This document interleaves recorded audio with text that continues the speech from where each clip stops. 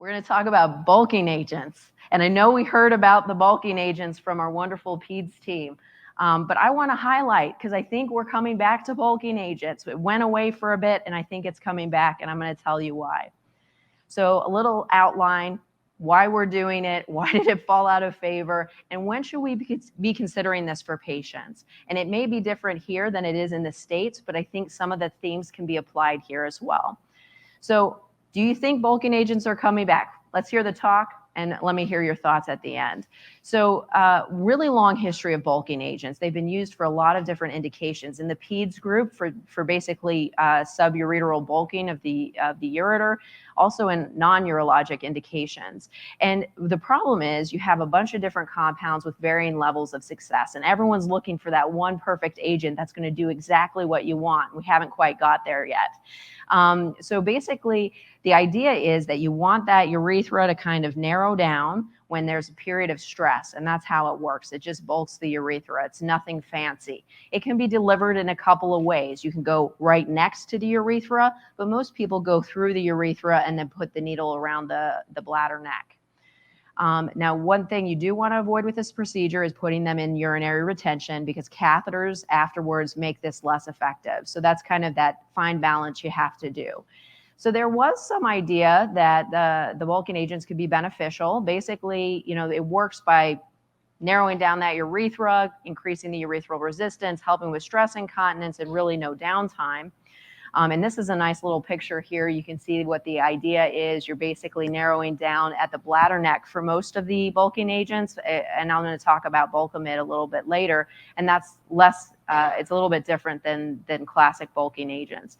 Why is it nice? Well, you can do this in the office. Some people don't even use numbing of any sort. I do a periurethral block. I don't know if it really helps, but I do use that. But some people don't do anything.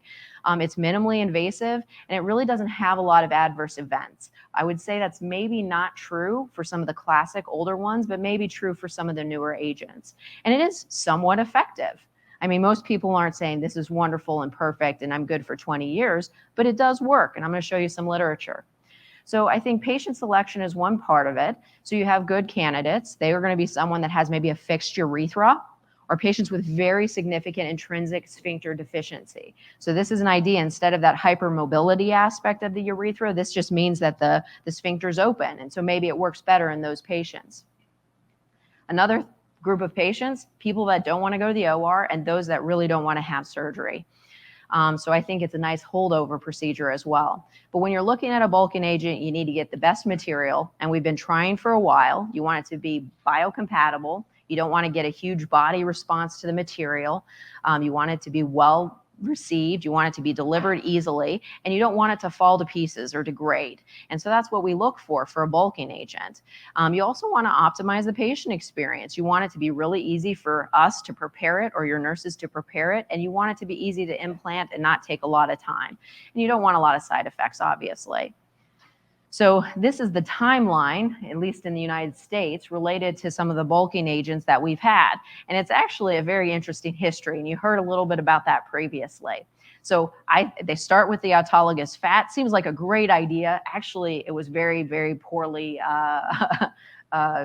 received long-term. So basically, it's very hard to harvest it. It takes a lot of time and energy. The problem is it's pretty much resorbed from the injection site almost immediately. So it really isn't a really good option. And then really concerning fact is the fact that it can go throughout the body, so it can embolize. So that didn't last very long. Then there was something called Teflon that we injected, and this had it sounded like a great idea. It's been used in pediatrics for basically deflux injections for reflux.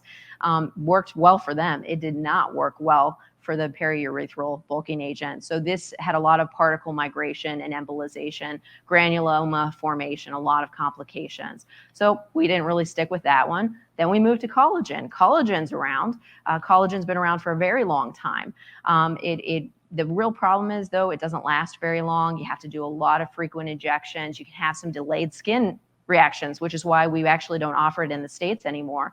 You can have pulmonary embolism. That's a pretty bad complication for a bulking agent. Osteitis pubis, I mean, this is not so great, but it was really widely used. Why? Because it worked. This is a small study, and ironically, these are almost all men, 16 men and 1 woman, but 9 out of the 17 were cured or improved. So it seemed like there was some traction there. Macroplastique. Well, this seemed like maybe it's a little bit better. This is silicone. It's not going to, kind of interact with the tissues. It's going to be well tolerated. And it showed that it worked. The particles don't migrate, so you don't have the embolization problem, but you have some other things that can happen. So the Bulkamid will stay there. It can erode, and then you get this inflammatory reaction. And that's a rigid, flexible cystoscope that you're seeing right there. It's a retroflex view. What else can happen? Well, it can calcify. So we've all seen some of these calcifications, and they can be pretty significant. They can erode into the bladder, and then when you're taking care of it, you can have devastating complications, and you make them completely incontinent when you remove that bulking agent. It's terrible. And then the other thing that I find in my practice that's very annoying is every single patient that gets an MRI gets told that they have like a urethral diverticulum. It's actually just the bulking agent they had many years ago. So I get that call probably once a month. Hey, we have a urethral diverticulum. I'm like, no, they had a bulking agent. So when we looked at the different agents, macroplastique versus the collagen, you can actually see that maybe macroplastique worked a little bit better. And the dry rate wasn't perfect, but it's a third, right? And Contagen was a little bit lower. So it works. It worked better than collagen. So we thought we would like that a little bit more. Now, when you look long-term, you still had some benefit. So this was, again, 84 subjects, not a huge amount of patients, but you can see that at 24 months, about 64 of them, or 75%, had some improvement. So that's good. That seems like it's pretty good. And one quarter actually was dry. So it's still around. Then we did Durasphere. Durasphere is an interesting agent. It's very difficult to deliver. So it flows very fluidly, but the problem is those little beads actually get stuck in the needle. So the important stuff doesn't go to where it needs to go.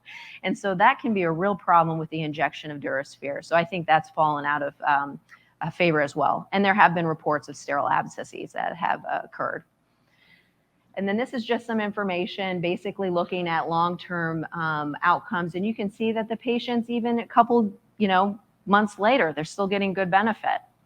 Well, we have coaptite, and that was going to solve everything. Unfortunately, it didn't. You have erosions, you have complications, and really it doesn't look like it sticks around that well.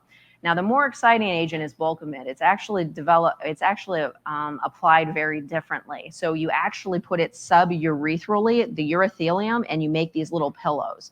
And that's really nice because it's not going to, be somewhere where you don't want it to be. You can visually see how well it works. If one of those little pillows deflates, you just go back in and you inject it. And that's what this diagram is supposed to show you. Those little blue dots are the injection sites. And so it may work a little bit better. Now in the States, we actually didn't get this FDA approved until relatively recently, but it's been around for a long time, and you all were early adopters, which is great. So now we have literature to show that this is maybe a good therapy. Now, there are some things that you should consider when you're selecting bulking agents for patients. Basically, the age 60 or greater. So if they're older patients, they tend to do a lot better. And if they have less incontinence, they tend to do better. And that makes sense, right? Your older patients aren't maybe as active. And if you have less incontinence, they're going to see more of a benefit. So this was a nice ad hoc evaluation. But why did it go away? It seemed like a great idea. You have few adverse events, but we talked about some really significant ones. But it does require multiple treatments. And when you look at the long-term data, it's about a third dry, a third is improved, and a third is no effect. So really, it's not as great as some of the other options. The real game changer was the synthetic mid-urethral sling. So before you had a synthetic sling, you only had fascial slings and birches and very involved procedures with significant morbidity. So they think, hey, maybe it's worth a try.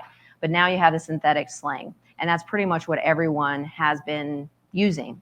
So you have minimal morbidity, you go home the same day, you basically don't have to have a catheter. It's very, very effective. We have data showing it's effective 20 plus years out. I mean, that really is the gold standard. So Cochrane did a review, a really nice one. They looked at all of the information, and they basically come up with the fact that maybe we shouldn't be offering bulking agents to our patients. So that seemed like the end of the story, and we were done. However, slings were performed, and then they had failures. And so when they have failures, it becomes a little bit harder to treat. Are you going to put another sling in, Or maybe, are you going to consider a bulking agent? And so that may be a way to kind of salvage these slings. It's less invasive, and really you aren't going to have to tweak it or tension it a little bit more. It's going to be a little bit more straightforward. So when you look at post-midurethral sling failures, we've already solved the hypermobility with the sling. So the sling supports that urethra, and so when you laugh, cough, and sneeze, provides that roadblock. So if that's already taken away, then you really kind of have intrinsic sphincter deficiency. So what maybe bulking agent is good to use? So when you look at the outcomes, you can have a reasonable outcome. You can have 93% improvement or cure with bulking agent after a failed midurethral sling. So this seems pretty great. Well, the problem is maybe it doesn't last quite so long, and maybe slings are still a little bit better. So this right here is just to highlight, outcomes after having a synthetic midurethral sling failure and then putting bulking agent. You can see that the cured and improved at 1 month, 6 months, and 12 months is still pretty high. That's 90% are cured or improved. So again, bulking agent's reasonable in this setting. Well, the real transition for us was the fear of mesh. So patients have been scared by the ads. They confuse it with the transvaginal mesh kits, which are no longer offered in the United States. I'm concerned about lawsuits. I don't want to put a sling in if someone's going to sue me. So that really kind of changed our interest in bulking agents. And now we really just have birch and autologous fascia. And now we've got bulking agents again. So the cycle is complete, full circle. So much so that SUFU basically said, for treatment of primary stress incontinence, you can do bulking agents. So it's back on the map again. And really, I think that there is a lot of benefit for that. Now, we want to look what has actually happened with our surgery. So yes, I'm saying that people are scared of doing synthetic slings, but actually, we're seeing that trend change. So if you look here in this diagram, and let's see if I got a pointer. I don't know if I got a pointer. Oh, I do. So you can see at the top, the bulking agent has really kind of increased. That's not helpful at all. The bulking agent has really increased. And what you're seeing is that blue box is actually shrinking. That means the number of synthetic midurethral slings that we're doing is actively decreasing. And I believe this. I've seen it in my practice. So bulking agents, maybe we should consider them. Maybe we can do it in patients that have intrinsic sphincter deficiency.